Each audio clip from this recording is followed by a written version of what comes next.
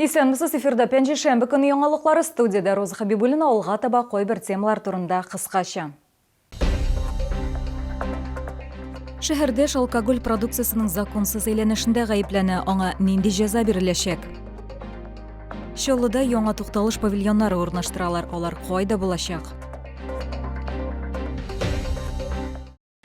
Чаллыда алкоголь продукциясының законсыз әйләнешендә гаепләнә. Тиешле җинаять эше инде судка җибәрелгән. Тикшерү комитеты мәгълүматлары буенча хатын-кыз Тукай районында 2 кибетнең администратор булып эшләгән. Тулырак алдагы материалда.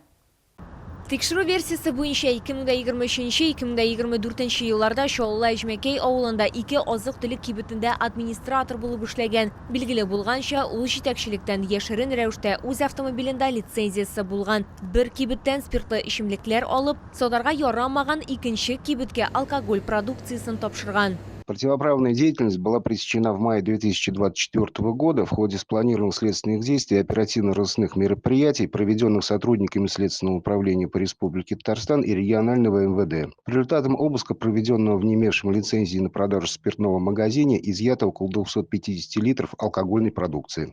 Зур күләмдә кылынган алкоголь продукциясын тиешле лицензиясе саклау, ташу һәм ваклап сату маддәсе буенча җинаять эшен тикшерү тәмамланды. Моннан тыш прокуратурада хатын-кыз үз гаебен таныды дип хәбәр иттеләр. Свою вину женщина признала и заявила ходатайство о рассмотрении уголовного дела в особом порядке. После вручения копии обвинительного заключения уголовное дело будет передано в Тукаевский районный суд для рассмотрения по существу. Тикшерү тарафыннан җитәрлек дәлилләр җыелган, шуңа бәйле рәвештә расланган гаепләү бәйләмәсе белән җинаять эше судка җибәрелгән. Лилия Гатина, Елена Камалова, яңалыклар. Мөгъҗизалы рәвештә генә исән калган Чаллыда Джили автомобиле шортлаган. Руль артында 60 яшьлек ир-ат була. Шаһидлар видео язмасында күренгәнчә, машина хәрәкәт иткән җиреннән кинәт шортлый һәм яна башлый. Бәхеткә каршы ир-ат исән кала, беренчел мәгълүматлар буенча фаҗигага тәмәке сәбәпче булган. Инспекторлар әйтүенчә, транспорт үзеллары һәм механизмнарда түзүксезлек версиясе дә карала. Алар түзүк булмау аркасында баллоннан газ чыккан. Йөзе һәм куллары пешкән машина йөртүче ашыгыч медицина ярдәме хастаханәсенә озатылган. Пациент получает необходимое лечение в ожоговом отделении больницы скорой медицинской помощи Набережных Челнов. Состояние врачами оценивается как удовлетворительное. Иллеге артты республика рейсы Рөстәм Миңнеханов район хастаханәләренә яңа ашыгыч медицина ярдәме автомобильләре тапшырды. Тапшыру тантанасы Идел буе Дәүләт физик культура, спорт һәм туризм университеты мәйданчыгында узды. Б класслы автомобильләр һәм С класслы реанимобильләр иң ерак авылларда да беренче ярдәмне тиз арада күрсәтү өчен барлык кирәкле әйберләр белән җиһазландырылган. 50 ашыгыч ярдәм машинасының 3-се Чаллыда эшләячәк. Исегезгә төшерәбез, алар республика бюджеты хисабына сатып алынган. Хәерле сәгатьтә машиналар яхшы эшләсен, үзегезне саклagыз, исән сау булыгыз. Тагын 2 өстәлдә шәһәрдә яңа тукталыш павильоннары урнаштыралар. Аларның берсе гидростроительләр урамында пәйда булды. Элек автобуслар бу урында туктамый иде, ди Чаллы халкы. Хәзер геста яшәүчеләр яңа шәһәргә үзләренә якын тукталышлардан китә алачак. Алар кирәк идеме? Чаллыларның фикерен хезмәттәшебез ачыклады.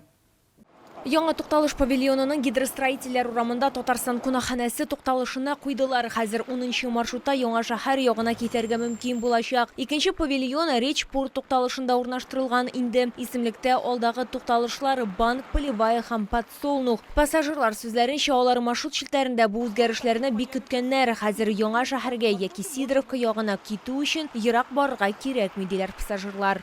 Ну, я обычно уезжаю с ДК «Энергетика», а сейчас далеко не ходить, буду уезжать отсюда. Очень нужна, очень нужна. Очень удобно стало добираться и не только в Новый город, и на Зябь, и на все остановки, и туда, и обратно он идет очень прекрасно. Я довольна. Мы едем с ГЭС, и нам было вот удобно очень проехать. Спасибо. Автобуслар пассажирларны утырту һәм төшерү өчен махсус билгеләнгән урыннарда гына туктый, алар шуңа күрә бу юнәлештә эш дәвам итәчәк дип аңлаттылар Горкоммунхозда. ГЭС бистәсендә барлыгы 7 тукталыш павильоны урнаштырылачак. Эшләрне якындагы көннәрдә тәмамларга планлаштыралар. На данный момент на улице Гидростроителей в направлении Речпорта не установлены и не оборудованы остановочные павильоны.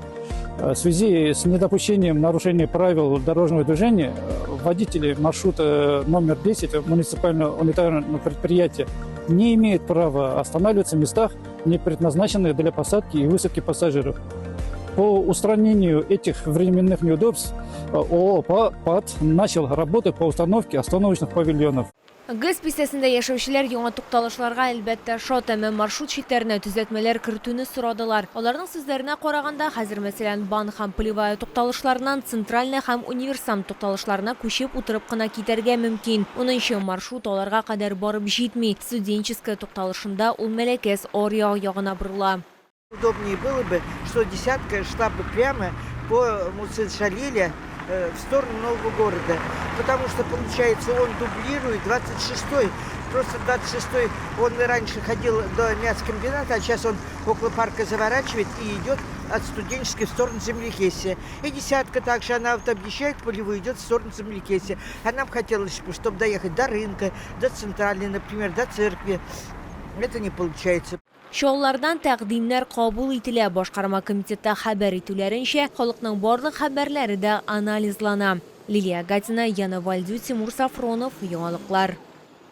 Татарстанда Россия Федерациясы саклану министрлыгы белән контракт төзегәндә хәрбиләргә бер тапкыр бирелә торган акча 2 миллион 800 мең сумга кадәр арта. Әлеге сума төбәк, федераль һәм муниципаль түләүләрне бергә кушкач килеп чыга. Татарстаннан 2 миллион 100 мең сум, Россия Федерациясы саклану министрлыгыннан 400 мең сум, Татарстан Республикасы муниципалитетлары һәм предприятиеләреннән 300 мең сумга кадәр. Яңа түләү 2025 елның 1 апреленә кадәр гамәлдә булачак. Хәрбиләр махсус операция зонасында ойына 210 мең сум акча алуында искәртергә кирәк. Бер тапкыр бирелә торган акча Татарстан территориясында контракт төзүчеләргә түләнә.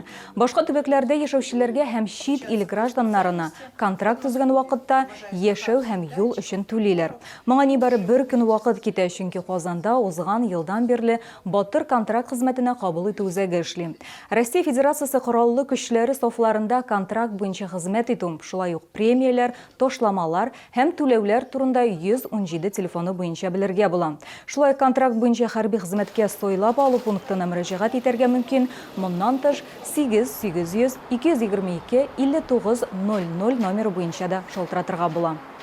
Бу сезгә җиткерәсе соңгы мәгълүматыбыз иде. Мин Роза Хәбибуллина сезнең белән сау булашам, исән сау булыгыз.